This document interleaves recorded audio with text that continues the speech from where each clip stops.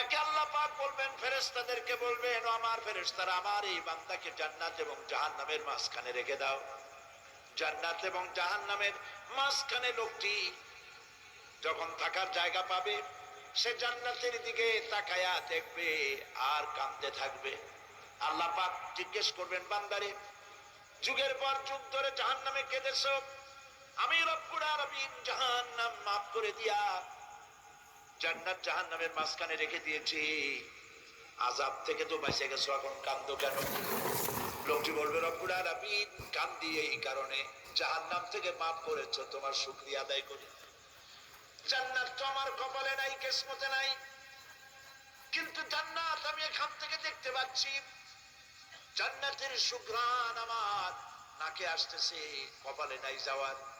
আমি কাঁদি এই জন্য, তুমি যদি মেহেরবানি করে আমাকে জান্নাতের দরজার কাছে একটু দাঁড় করায় দিতা, প্রাণ ভরে তোমার জান্নাতের দৃশ্যটা একটু দেখতাম। আল্লাহ পাক তার আরজি পূরণ করবেন, বলবেন যাও, ফেরেশতাদের বলবেন এর জান্নাতের দরজার কাছে দাঁড় করায় দাও। জান্নাতের দরজার কাছে দাঁড়িয়ে লোকটি আবার কান্না শুরু করবে। আল্লাহ পাক প্রশ্ন করবেন, এবার কান্দো কেন? লোকটি বলবে, রব্বুল আলামিন কান্দি এই কারণে, জান্নাতের এই দরজায় দাঁড়ায়া জান্নাতের অফুরন্ত নেয়ামত কিছুই ভালো করে দেখা যায় না, শুধু অল্প জায়গা দেখি। যদি তুমি আমারে দয়া করে জান্নাতের মাঝখানে দাঁড় করায় দিতা, চতুর্দিকে তাকায়া তাকায়া দেখা কলিজারে ঠান্ডা বানাইতাম।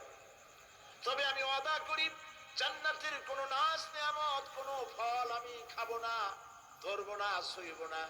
একটুখানি মেহেরবানি করে মাঝখানে দাঁড় করাইয়া দাও, জান্নারে ঠান্ডা করি। আল্লাহ রাব্বুল আলামিন ফেরেশতাদের বলবেন, আমার এই বান্দারে জান্নাতের মাঝখানে দাঁড় করাইয়া দে। আল্লাহর নবী বলেন, জান্নাতের মাঝখানে দাঁড়িয়ে লোকটি আগের চাইতে আরো জোরে চিৎকার মেরে কাঁদতে থাকবে। আল্লাহ পাক বলবেন, বান্দারে কি হলো তোর? দরজার কাছে আসতে চাইছিলে, আইনা দিলাম। আবার এবার মাঝখানে আসতে চাইছো, তাও এনে দিয়েছি, আবার কান্দো কেন?